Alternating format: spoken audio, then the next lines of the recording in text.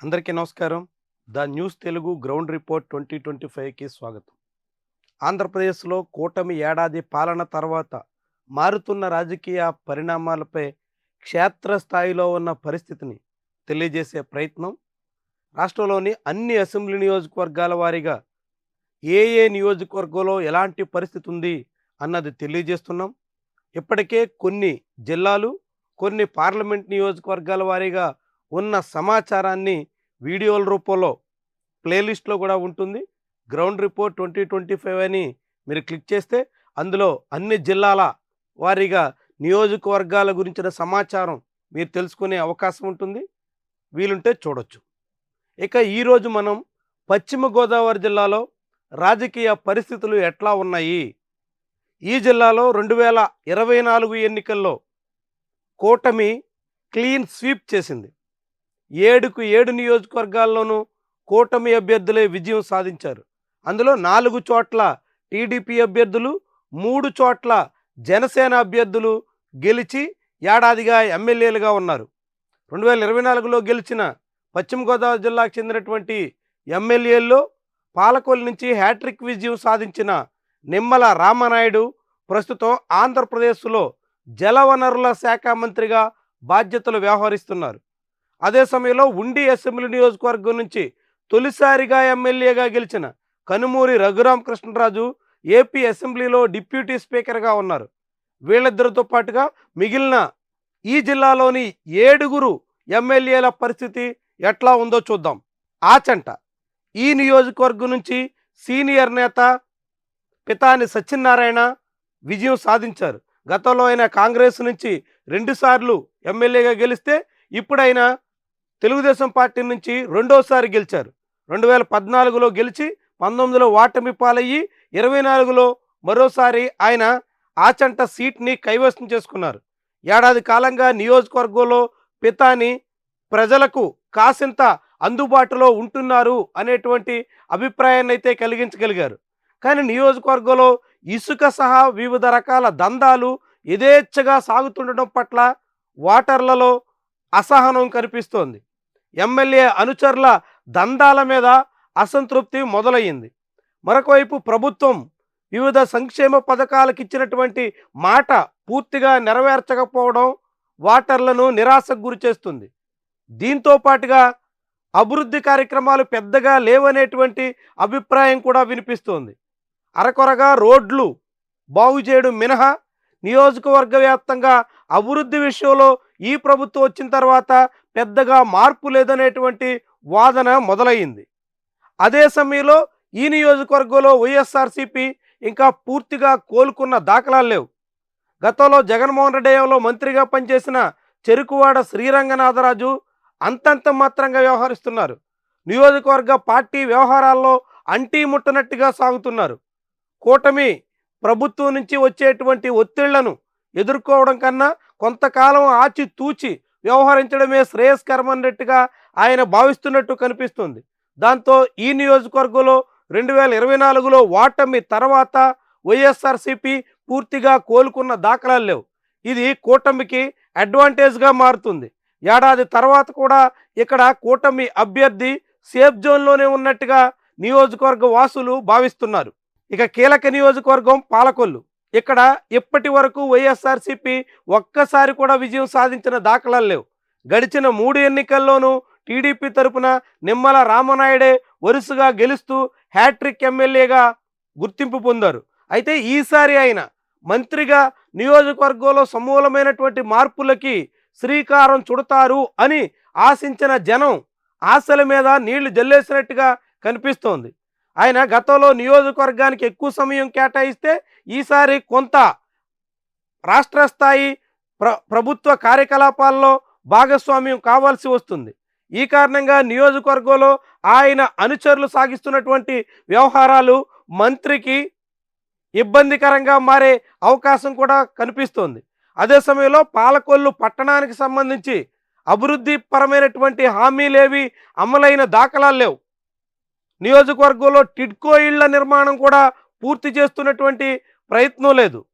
దీంతో పాటుగా medical college నిర్మాణం పనులు ఎక్కడికి అక్కడే ఉన్నాయి. దీంతో పాలకొల్లు అభివృద్ధి విషయంలో మంత్రి చెప్పిన మాటలు నెరవేర్చడం లేదు అనేటువంటి అభిప్రాయం మొదలైపోయింది. దీనికి తోడుగా ప్రభుత్వ తీరు మీద కూడా ఓటర్లలో కొంత అసంతృప్తి కనిపిస్తోంది. మొన్నటి ఎన్నికల్లో పూర్తిగా అండగా నిలిచిన జనసేన శ్రేణులు ప్రస్తుతం కొద్ది కొద్దిగా ఎమ్మెల్యే వ్యవహార శైలి పట్ల స్వరం పెంచే ప్రయత్నం చేస్తున్నారు.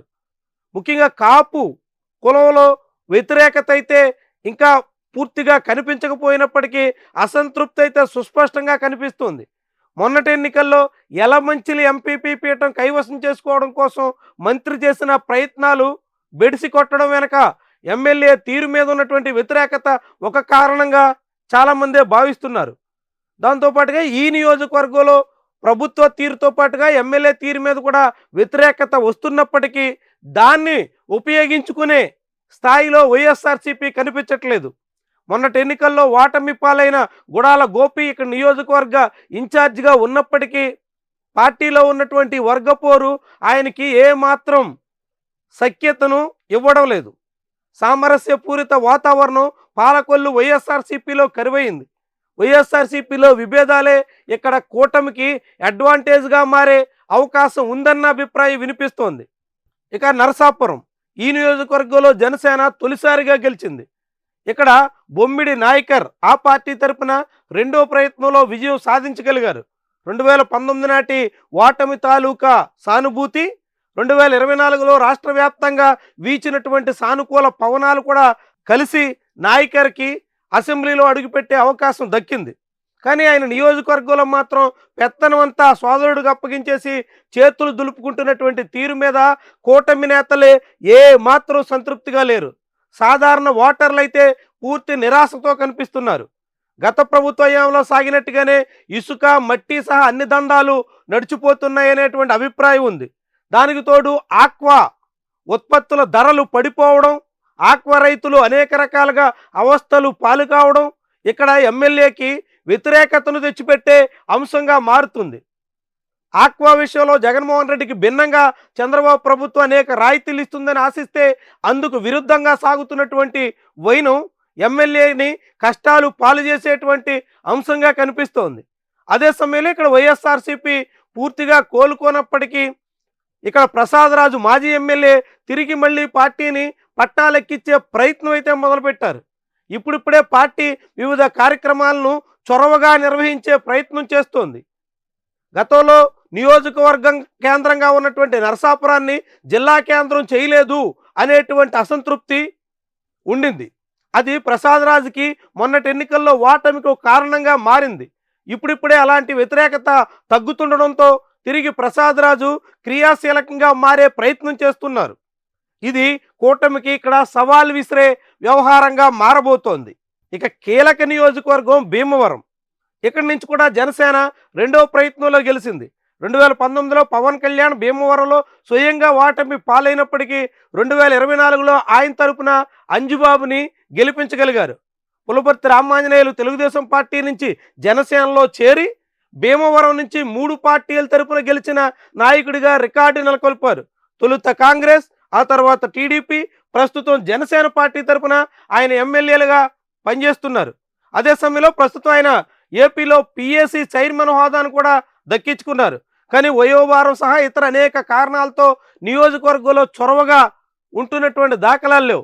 ఆయన అనుచరులు ముఖ్యంగా ఆయన ఎమ్మెల్యేగా గెలిచిన తర్వాత ఇతర పార్టీల నుంచి వచ్చి చేరుతున్నటువంటి వారి పెత్తనం జనసేనలో కూడా లోకలొకలకి కారణమవుతుంది. ఇక్కడ జనసేన పార్టీ సీనియర్ నాయకుడిగా ఉన్న గోవిందరావు అనుచరులు అంజుబాబు తీరుని ఏమాత్రం సహించడం లేదు. దాంతో ఇక్కడ జనసేన 2 శిబిరాలుగా మారిపోయే సూచికలైతే కనిపిస్తున్నాయి. అదే సమయంలో టీడీపీ నేతలు కూడా జనసేన శ్రేణుల దూకుడుతో ఏ మాత్రం సంతృప్తిగా కనిపించట్లేదు.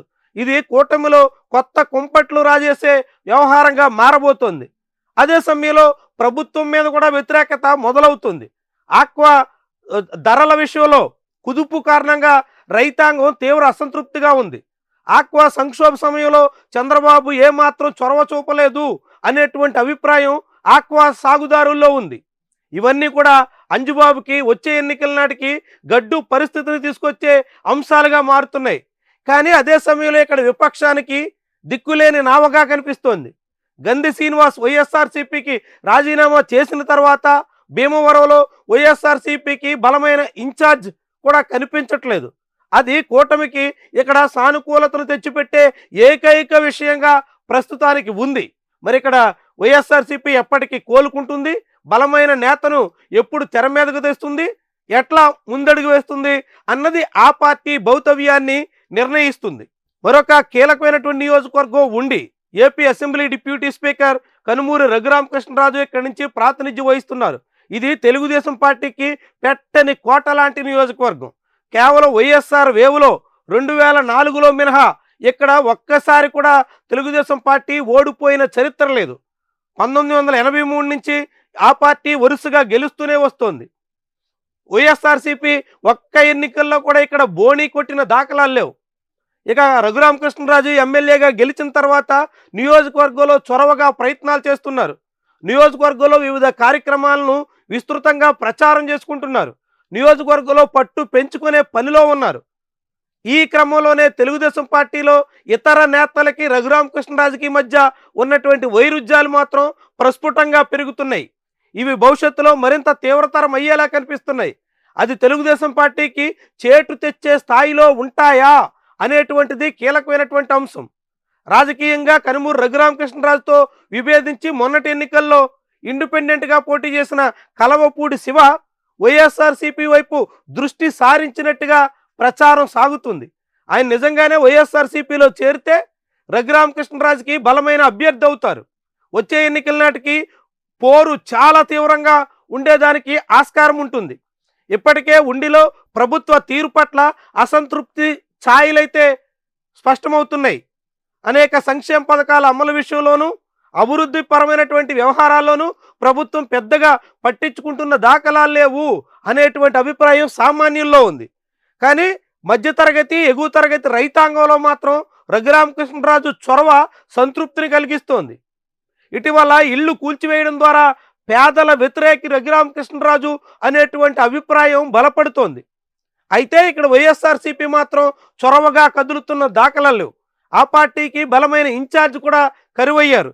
నియోజకవర్గంలో ఆ పార్టీ చుక్కాని లేని నావల తయారయ్యింది. మరి ఎప్పటికైనా వచ్చే ఎన్నికల నాటికి కోలుకునే ప్రయత్నం చేస్తుందా? ఇక్కడ కనీసమైన తన ప్రభావాన్ని చాటే ప్రయత్నం నడుస్తుందా అన్నది వైఎస్ఆర్సీపీ నేతల చేతుల్లోనే ఉంది. ఇక తణుకు, ఇక్కడి నుంచి ప్రస్తుతం ఆరుమిల్లి రాధాకృష్ణ ప్రాతినిధ్యం వహిస్తున్నారు. ఆయన 2014లో గెలిచి 19లో ఓటమి పాలయ్యి 24లో రెండోసారి ఎమ్మెల్యేగా గెలిచారు. నియోజకవర్గ ప్రజలకు అందుబాటులో ఉండే నాయకుడిగా ఆయన మీద కొంత అభిప్రాయం ఉంది. విపక్షంలో ఉండగా ప్రజా సమస్యల మీద కదిలారు అనేటువంటి ప్రజాభిమానం కూడా కొనసాగుతోంది.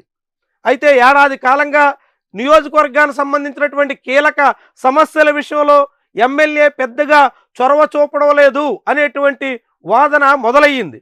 దానికి తోడుగా జనసేన శ్రేణుల్లో అసంతృప్తి స్పష్టంగా కనిపిస్తోంది. కమ్మ నేతలకు తప్ప కాపులకి ఏమాత్రం కూటమి ప్రభుత్వంలో ప్రాధాన్యత లేదు అంటూ క్షేత్రస్థాయి జనసేన శ్రేణులు కుతకుతలాడిపోతున్నాయి. అధినేత కారణంగా ఇంకా ఆచితూచి సాగుతున్నప్పటికీ స్వరం పెంచేదానికి సన్నాహాలు చేసుకుంటున్నట్టుగా తణుకులో ప్రస్ఫుటంగా కనిపిస్తోంది. ఇది కమ్మ కాపు నేతల మధ్య వైరుధ్యాన్ని పెంచితే తణుకులో కూటమికి కష్టకాలం దాపురించినట్టుగానే భావించాలి. అదే సమయంలో ప్రభుత్వ తీరు మీద కూడా తణుకు వాసుల్లో పెద్దగా సంతృప్తి కనిపించట్లేదు. ఇక ఇక్కడ వైఎస్ఆర్సీపీ ఇన్ఛార్జిగా ఉన్న మాజీ మంత్రి కారుమూరి నాగేశ్వరరావు తిరిగి పార్టీని పట్టాలెక్కించే ప్రయత్నానికి పూనుకుంటున్నారు. కానీ ఆయన ప్రయత్నాలేమీ బాగా ఫలిస్తున్నటువంటి దాఖలాలు లేవు. గతంలో ఆయన మంత్రిగా సాగించినటువంటి వ్యవహారాల కారణంగా ఇంకా కారుమూరి మీద జనాల్లో సదాభిప్రాయం కలగడం లేదు. ముఖ్యంగా టీడీఆర్ బాండ్ల వ్యవహారం, ఆయన తీరు, ఇవన్నీ తణుకు పట్టణవాసుల్లో కారుమూరి తీరుని తీవ్రంగా వ్యతిరేకించేదానికి కారణమయ్యింది. అది ఇంకా పూర్తిగా చల్లారకపోవడం కారుమూరికి పెద్ద ఆటంకంగా భావించాల్సి ఉంటుంది. మరి రాబోయే రోజుల్లో వైఎస్ఆర్సీపీ ఎంత మేరకు పుంజుకుంటుంది, కూటమిలో వస్తున్నటువంటి విభేదాలని ఏ మేరకు సొమ్ము చేసుకుంటుంది అన్నది తణుకు ఫలితాల్ని నిర్దేశించేటువంటి అంశం అవుతుంది. ఇక ఈ జిల్లాలో చివరి నియోజకవర్గం తాడేపల్లిగూడెం. ఇక్కడి నుంచి కూడా జనసేన పార్టీ తరపున బొలిశెట్టి శ్రీనివాస్ విజయం సాధించారు. 2019లో ఓటమి తాలూకా సానుభూతి ఆయన కలిసొచ్చింది. దాంతోపాటుగా జగన్ వ్యతిరేక వేవ్ కూడా ఆయన భారీ విజయానికి కారణమయ్యింది. ఎమ్మెల్యేగా గెలిచిన తర్వాత ఆయన అనేక వివాదాల్లో తలదూరుస్తున్నారు. దుందుడుకు ధోరణితో అటు కూటమి మిత్రపక్ష టీడీపీతోనూ, ఇటు నియోజకవర్గంలోని అనేక వ్యవహారాల్లోనూ ఆయన వివాదాలు కొని తెచ్చుకుంటున్నట్టుగా కనిపిస్తోంది. అదే సమయంలో నియోజకవర్గ వాసులకి అందుబాటులో ఉంటున్నారనేటువంటి పేరుంది. కానీ నియోజకవర్గంలో పెద్దగా అభివృద్ధి కానీ, పథకాల అమలు కానీ ఇవేమీ లేకపోవడంతో కూటమి ప్రభుత్వం పట్ల వ్యతిరేకత అయితే మొదలయ్యింది. కొన్ని రోడ్లు బాగుపడినప్పటికీ ఇతర అంశాల్లో ఏమాత్రం చొరవలేదన్న అభిప్రాయం ఉంది. ఆక్వా సమస్యలు కూడా ఇక్కడ వెంటాడుతున్నాయి. ఇలాంటి అనేక కారణాలతో తాడేపల్లిలో కూటమికి భవిష్యత్తులో కష్టాలు అనివార్యంగా కనిపిస్తున్నాయి. అదే సమయంలో ఇక్కడ వైఎస్ఆర్సీపీ ఇన్ఛార్జిగా ఉన్న మాజీ డిప్యూటీ సీఎం కొట్టు సత్యనారాయణ పెద్ద హుషారుగా కదులుతున్నట్టు కనిపించట్లేదు. వయోభారంతో పాటుగా ఓటమి కారణంగా వచ్చినటువంటి నిర్లిప్తత కూడా ఆయన్ని వెంటాడుతుంది. ఇంకా తాడేపల్లిగూడలో వైఎస్ఆర్సీపీ పూర్తిగా కోలుకోలేకపోయిందనేటువంటి అభిప్రాయం ఉంది. మరి ఇక్కడ కూటమి మీద పెరుగుతున్నటువంటి అసంతృప్తిని వైఎస్ఆర్సీపీ ఎంత మేరకు వినియోగించుకుంటుందన్న దాన్ని బట్టి భవిష్యత్ రాజకీయ ఫలితాలుంటాయి. మొత్తంగా చూస్తే పశ్చిమ గోదావరి జిల్లాలో ఉన్నటువంటి 7 అసెంబ్లీ నియోజకవర్గాల్లో 7 చోట్ల కూటమి ప్రాతినిధ్యం వహిస్తుంటే ప్రస్తుతం 5 చోట్ల కూటమికి పూర్తి సానుకూల వాతావరణం కొనసాగుతుంది. కూటమి నేతలకు ఎటువంటి సమస్య లేదు ప్రస్తుతానికి అనేటువంటి సంకేతం ఓటర్ల నుంచి వస్తుంది. 2 నియోజకవర్గాల్లో మాత్రం అక్కడ ఎమ్మెల్యేల పనితీరు, ప్రభుత్వ వ్యవహార శైలి ఇవన్నీ కారణంగా కూటమికి సవాల్ విసిరే పరిస్థితికి వైఎస్ఆర్సీపీ వస్తోంది. అయితే ఇంకా వైఎస్ఆర్సీపీకి అనుకూలత అయితే ఆ నియోజకవర్గాల్లో కూడా కనిపిస్తున్నటువంటి దాఖలాలు లేవు. కూటమిలో ముఖ్యంగా జనసేన, తెలుగుదేశం పార్టీ సంబంధాలు సఖ్యంగా సాగినంత కాలం, క్షేత్రస్థాయిలో ఆ పార్టీ శ్రేణుల మధ్య విభేదాలు పెరగకుండా నివారించినంత కాలం పశ్చిమ గోదావరి జిల్లాలో కూటమికి పూర్తి సేఫ్ జోన్గా ఉండేదానికి ఎక్కువ అవకాశాలైతే కనిపిస్తున్నాయి. మరి దాన్ని వైఎస్ఆర్సీపీ ఏ రీతిన ఛేదించగలుగుతుంది? ప్రభుత్వ వ్యతిరేకత, ఎమ్మెల్యేల పనితీరు మీద పెరుగుతున్నటువంటి వ్యతిరేకతని ఎంత మేరకు సొమ్ము చేసుకుంటుంది అన్నది రాబోయే కాలం నిర్ణయిస్తుంది. ఇది పశ్చిమ గోదావరి జిల్లాకి సంబంధించినటువంటి రిపోర్ట్. నచ్చితే లైక్ చేయండి. వీడియో మీద మీ అభిప్రాయాన్ని కామెంట్ రూపంలో తెలియజేయడం మాత్రం మర్చిపోకండి. ఛానల్ని సబ్స్క్రైబ్ కూడా చేసి బెల్ బటన్ ఆన్లో పెట్టుకోండి. Thank you very much for watching.